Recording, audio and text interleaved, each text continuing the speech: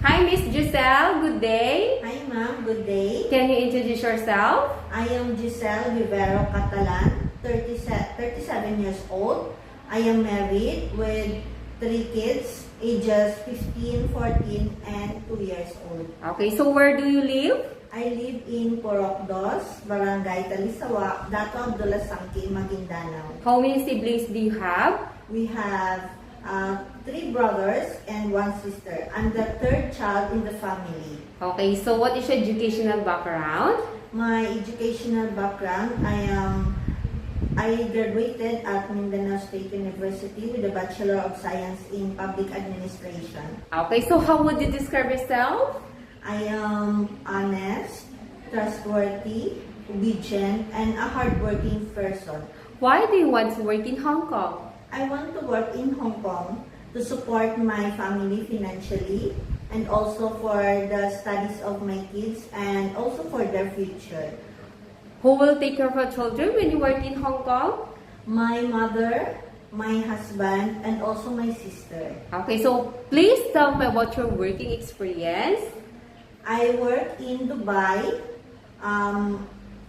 year 2016 to 2018, and I work here in the Philippines last 2019 until 2022 with a married couple with 2 kids ages 10 years old and 5 years old.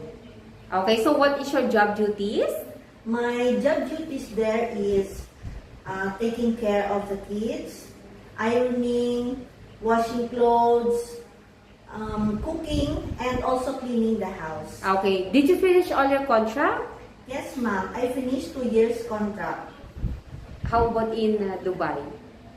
Yes, ma'am. I finished 2 years contract in Dubai and also here in the Philippines. Okay, so are you willing to get up early in the morning and sleep late at night? Yes, ma'am. Are you willing to take care of health elderly person?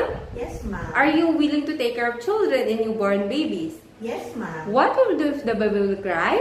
If the baby will cry, I will check the diaper, and if it's dirty, I will change it. I will also check if the baby is hungry and I will feed the baby. And also, I will check the temperature of the baby. If the baby is sick, I will inform my employer immediately. Okay, so what will do if the children are naughty and not listening to you? If the children are naughty, I will encourage them to sing a song, play, I will read them stories, and also, if they are still naughty, I will talk to them, calm down, and I will tell them that if you're still not listening to me, your mother and your father will angry. Okay, so what will do if you feel homesick?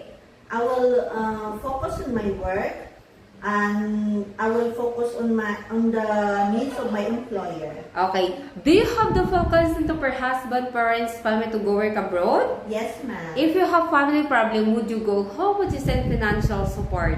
No, ma'am. I will send only their financial support, ma'am. Are you willing to share a room with the children, elderly, with the helpers? Yes, ma'am. Are you willing to work during your rest day and play as overtime? Yes, ma'am. Do you promise not to use a cell phone during working hours? Yes, ma'am. Do you promise not to loan from any bank in Hong Kong? Yes, ma'am. Please sing a nursery song. Johnny, Johnny, yes, Papa. Eating sugar, no, Papa. Telling lies, no, Papa. Open your mouth, ha, ha, ha. Okay, so do you know how to swim? Yes, ma'am. It's hard or easy? Easy.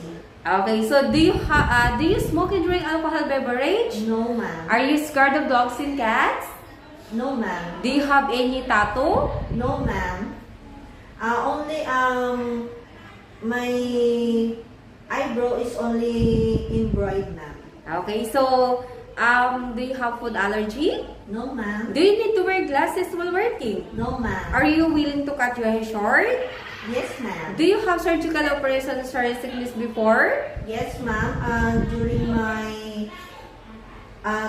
3rd child, I was cesarean, ma'am. For almost 2 years. 2 years ago. 2 years ago. Okay, are you under special medication right now? No, ma'am. Okay, do you promise to finish your contract? Yes, ma'am. I promise to finish my contract, ma'am. Okay, so please give a short message for your future employee to hire you. Yes, ma'am. Hi, ma'am. I'm Giselle Vivero Catalan. Please choose me to be your housemate because I am hardworking, obedient, honest, and I promise to treat your family as my own family. Please choose me and hope to see you soon in Hong Kong. Thank you and God bless.